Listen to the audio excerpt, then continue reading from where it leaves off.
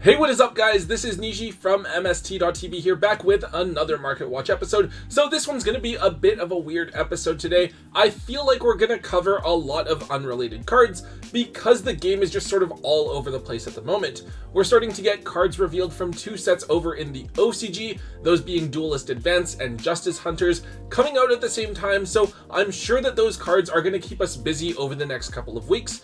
But we do also have cards trending because of decks that are seeing play here in the TCG now as well. So of course, we're going to make note of all of these relevant changes so that you guys know what cards you should be looking to buy, sell, or hold on to. Let's get started.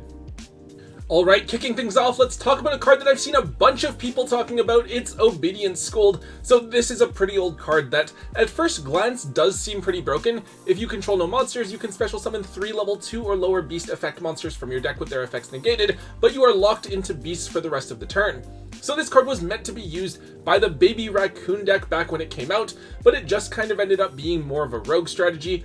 I think I saw it have a little bit of hype when Melfi were first revealed as well. Now, however, the card is seeing hype once again because of the Yummy strategy. For those that are unaware, the Yummy cards are a new theme coming out in the side set Justice Hunters. They're beast monsters, and I believe they're all level 1s that can go into the Link ones, and then you use the Link one and level 1 to make a level 2 Synchro monster. Right now, I think that the archetype is more cute than it is competitively viable, but it's only been a couple of days, so we'll see what people cook up for the strategy. Now, with Obedience Schooled, everyone flocked to it when the cards were first revealed, which did cause an initial spike in price.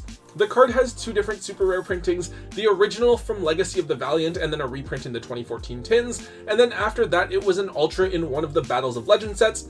Right now, a single copy of this card is going to cost you anywhere from $3 to $5 lowest on TCG Player. However, I do see very few listings, and at various points over the last couple of days I've seen people trying to move these for like $10 each.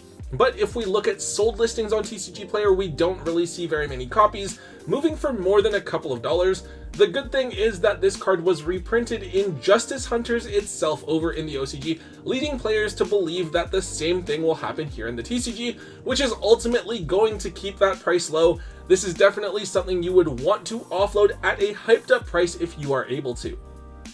Okay, so the next card I want to talk about is also related to the Yummy theme, but this card I want to look at is, I think, something that's undervalued. It's Quarter Century Secret Rare Rescue Cat. So this card was in Rarity Collection 2, and we got both of its artworks in all of the different rarities, which was pretty cool. Now, when it comes to cards to use in the Yummy deck, I think that this is something that we should be considering as well. It's probably just like objectively worse than Obedience Schooled, since it takes up your normal summon and it only brings out 2 beast monsters instead of 3. However, I think it's still important to keep an eye on, especially if we're looking at cards to pick up, because they will appreciate in price. Rescue Cat should definitely be considered a buy. I think that if you are playing the deck, yeah, maybe Obedience Schooled is going to get hit by Ash Blossom, but then you have Rescue Cat as really good follow-up because it's going to be more likely to resolve there. The interesting thing about Rescue Cat is how absolutely cheap it is. Right now, you can get either of the Quarter Century printings for only $4 to $5. If you don't feel like speculating on this one, I think picking up the secrets or the collector's rares for only $1 or so is still really good value, and they still look really nice. But if you are wanting to make an educated guess on a relatively cheap max rarity card, I do think that Rescue Cat might be something that's worth keeping an eye on. We also want to make note of the fact that Rescue Cat is also a very viable card in a number of different Time Wizard formats as well, which is only going to add to that demand in the long run. I do want to take a second to remind all of you to check out our website, MSTmerch.com. Now, over at MSTmerch.com, we have everything that you will need to optimize your Yu-Gi-Oh! Tournament experience. We have the basics with white, black, pink, and our new purple matted sleeves, which are my personal favorites, as well as smooth and matted sleeves to double sleeve your valuable cards and sleeves with for tournament play.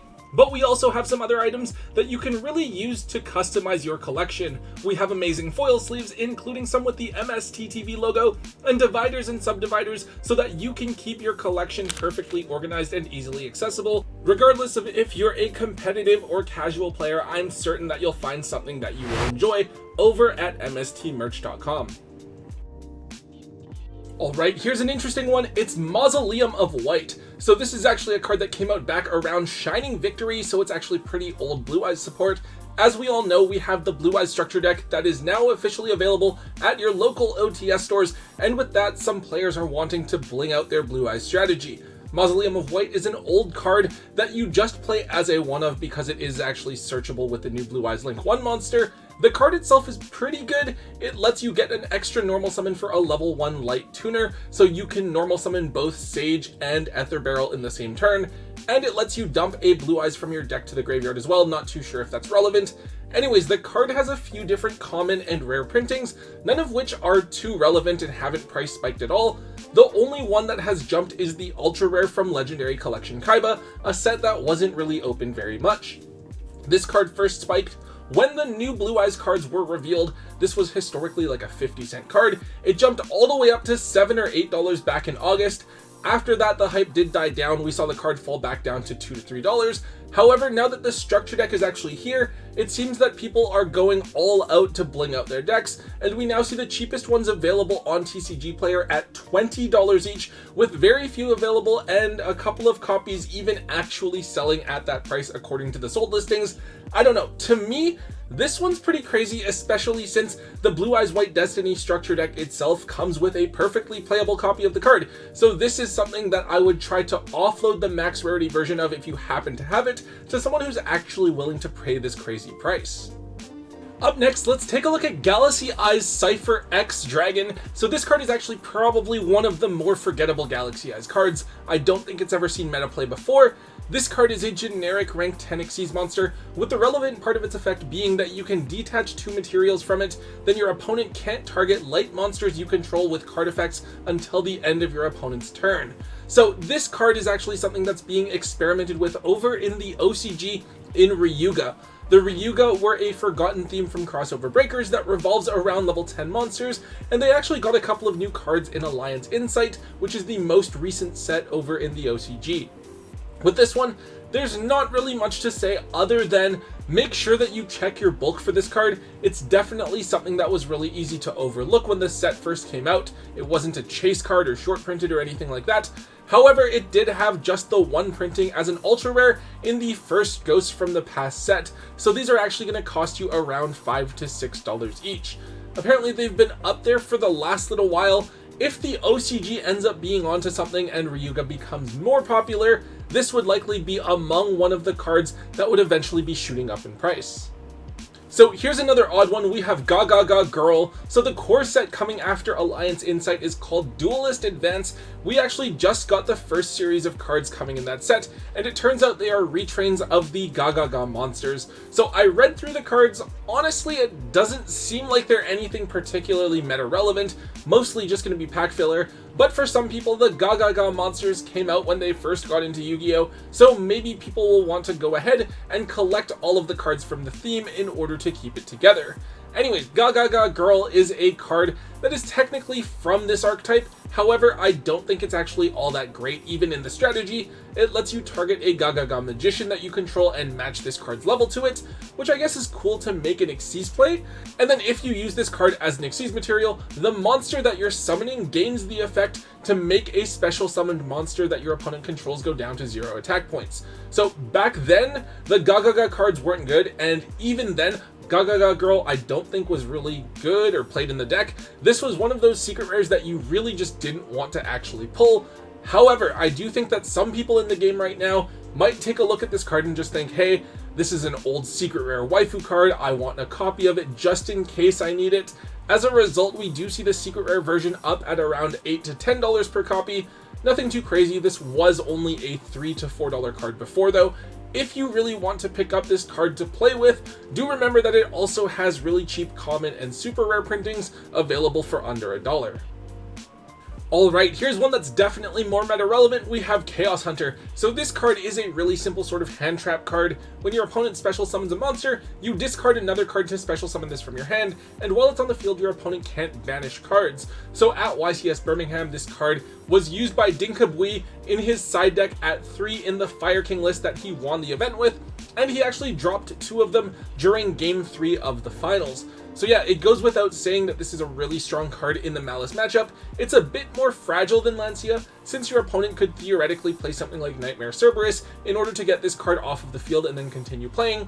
But unlike Lancia, your opponent still has to try and find a way to deal with it the following turn, or else they probably just lose the game. Fortunately, this card was reprinted in Rarity Collection 2, so it was available as a Super, Ultra, and Secret, as well as all of the different luxury rarities. For the most part, this card is pretty cheap, coming in at only $1 or $2 each. The QCR printing has jumped. This card was only $10 or so before. It's now more than double that, up at around $20 to $22 a piece. With Chaos Hunter, I feel like it's too niche of a card to be a really good long-term hold, the way that I feel like something like Imperm or Ash Blossom would be. I think that as long as Malice is around, the QCR version of this card is going to stay pretty expensive, maybe go up a little bit more to $30 or $35 if Malice does eventually become the best deck in the game. Ultimately, though, I would expect it to end up falling once Malice does eventually rotate out of the format, so this is something that, personally, I'd rather pick up a set of secret rares or collector's rares for myself to play with.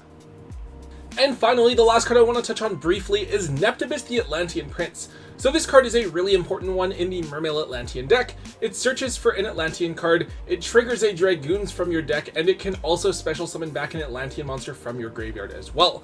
Now this is absolutely one of the best cards in the deck and is something they're going to want to run 3 copies of. However, this is really the only place that the card is usable, and Mermail isn't exactly a super meta relevant strategy right now. Don't get me wrong, it's still a really good deck, as it made top 4 at YCS Birmingham, and I believe it was in the top 64 at YCS Orlando as well. However, I think it's definitely still a very clear step behind Ryziel and Malice. That said, I just want to make note of the fact that players are acknowledging how viable the deck is, and we're seeing that with a few of the higher rarity printings of different cards. Neptibus was in Rarity Collection 3, so obviously very accessible for those lower rarity printings, but the QCR printing is starting to trend upwards. This version of the card was around $8 to $10, it's now already up to $15 this week. Of course, those other rarities are all pretty cheap if you want to try and build a more budget-friendly version of the deck. However, there are quite a few very dedicated water players that are still very drawn to the idea of playing max rarity water. That was a really popular concept back in the day from how nice all of the ultimate rare Mermail and Atlantean cards look. Neptibus is a card that they're going to need the QCR version of in order to complete that strategy. Alright guys, that is all we have for this episode. Definitely really excited to see what we have coming out in those next 2 OCG sets. I know Duelist Advance sounds like Duelist Alliance, so I'm hoping we're going to have some of those really old themes getting some support. I could definitely see Satellar Knights, BA, and Shaddoll's getting support because they first came out in Duelist Alliance, maybe even Yang Zing as well, who knows. Anyways guys, if you did enjoy today's Market Watch, please make sure you let me know by hitting that thumbs up button. Make sure you leave a comment in the comment section down below. Hit subscribe if you haven't already, and until next time guys, don't forget to hold on to your MST.TV.